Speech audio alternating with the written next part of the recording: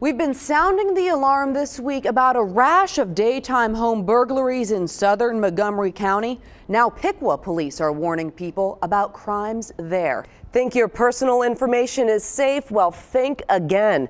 Apple recently released details about an alarming security flaw in its software that can easily be exploited by hackers. Damian Wesley is considered armed and dangerous. He was just released from prison for murder. Check out these huge snowballs left over from when the plows came through in Arcanum. Most of the side streets have been plowed, which is good news for just about everyone, except for these guys, now buried in this.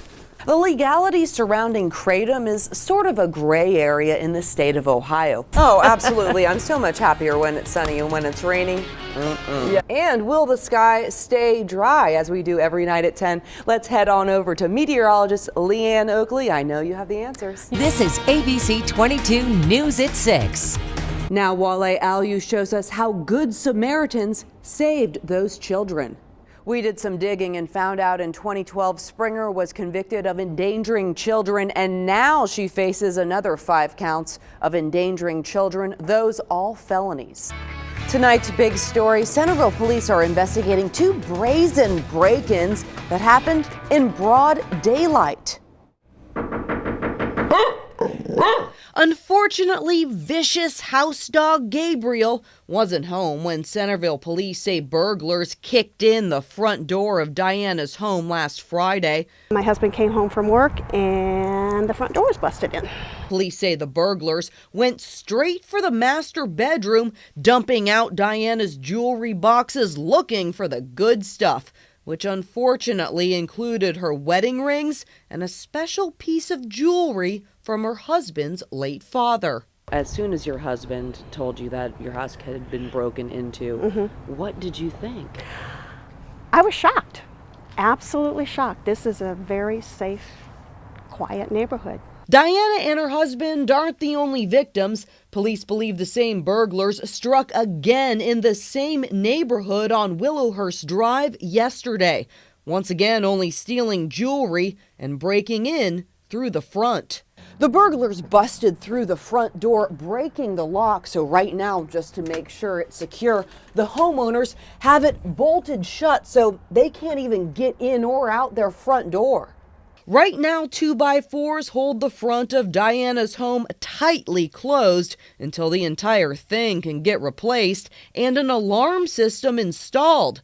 She doesn't trust just any deadbolt anymore. The bolt was in that room from the door. Centerville police tell me 75 to 80% of burglaries actually happen during the day.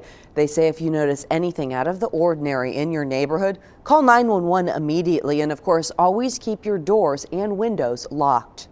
Dramatic video now of a school bus crash, and our cameras were the only ones at the scene. The tow truck driver was cleaning up the crash when the car slid sideways on the icy roads, slamming into a slow-moving school bus. But that wasn't the only crash this morning. There were at least a dozen wrecks, all near Needmore Road in Harrison Township. In fact, the Miami Valley is already dealing with plenty of broken water pipes. The latest victim, Cimarron Woods Apartments at Wright State University. Alexandra Lewis begins our team coverage tonight in Fairborn. Alex. As the race for governor heats up in Ohio, the state's top dogs are promoting a new program to help cool off drug use among young people. We were in West Carrollton today as Governor Kasich discussed the Start Talking initiative. Kraft Foods says they're now running low on Velveeta. What are we going to do? The company says demand is high right now, just too high to keep the popular cheese product on shelves. Some grocery stores on the East Coast are even experiencing a shortage. Kraft is hoping it's only short term, though. Word of the shortage is already spreading across Twitter, and people are now using the hashtag Cheesepocalypse. I think it's a sales tactic. And this is one of the last full-service gas stations left in the Miami Valley. I spoke with workers here today. They tell me it is going to close soon. They just don't know when.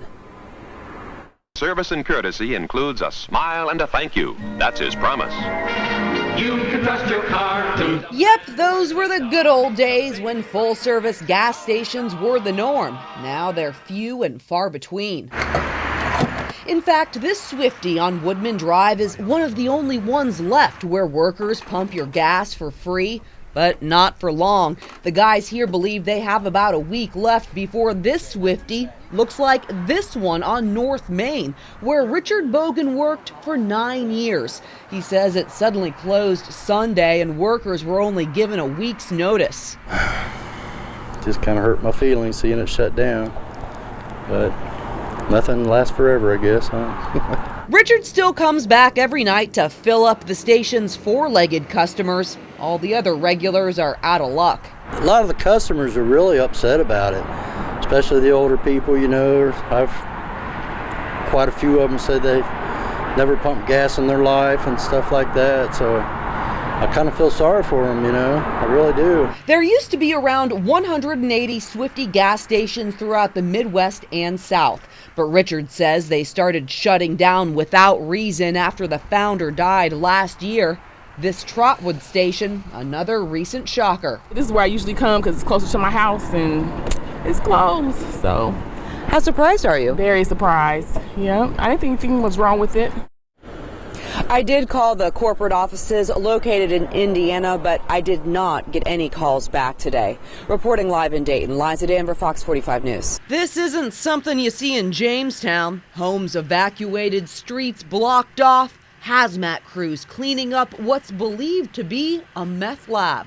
This is just one of those little towns that you'd never believe stuff like this goes on, but apparently it does. Jamestown police say Sean Minnie had to be airlifted to the hospital with severe burns to his torso and face from a suspected meth lab explosion. They believe he was in the middle of a cook. It's a very scary thing. We know that he's doing something in there improper. Normally you don't have propane tanks inside your home. Neighbors were evacuated from their homes for nearly 4 hours as crews hauled away all the dangerous stuff, but leaving this charred mattress in the front yard. Police still have this home blocked off because they say it's still a hazard. As you can see, the explosion was so powerful, it practically blew the window off its hinges and disconnected the wall from the roof. You never know. If a kid had been playing in the yard or walking by or on a bike, who's to say that they wouldn't have got hurt? We talked with a friend who was just hanging out here a few days ago. He says he had no idea there was a possible meth lab in the spare bedroom. This could have happened while you were there. Yeah, I mean, that's really scary. And, you know what I mean? When it blows the whole side of the house out, you know, yeah, it's a little scary. In Jamestown, Liza Danver, Fox 45 News.